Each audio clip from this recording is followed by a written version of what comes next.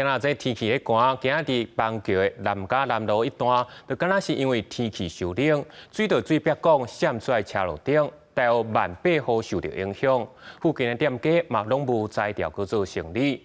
公所是紧载沙地啊来塌，水公司嘛已经咧收，按算明仔载透早10点，就当恢复送水。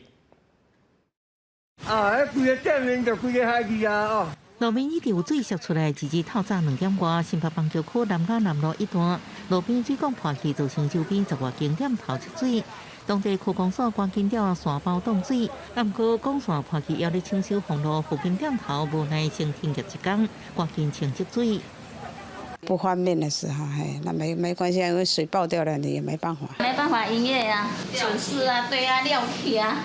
新北市灾害应变中心启动紧急应变机制，在现场成立前情指挥所，台电甲自来水公司拢进驻，由封锁线沟通管制。自来水公司表示，已经挖出漏水的地点，不过顶管有真侪管线要清除了后，将换海去的水管。最近的话，因为天气低温，那可能也造成管压的些微的波动那这些因素造成我们的这个水泥管的破管。水管破去，造成差不多1.8万户用水受影响。自来水公司有估计3载起用受好10点恢复用水。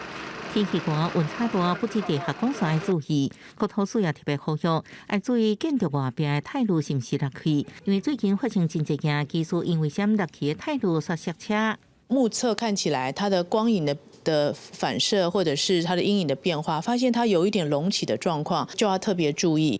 气温向降低，身体无舒适，紧急送医案件增加。截至透早，桃园一个62岁姓陈查甫人伫市场整理废物，向昏迷，送医抢救不治。这2天，消防单位接到失去心跳救援案超过30件，是毋是甲天气寒有关系？要搁调查。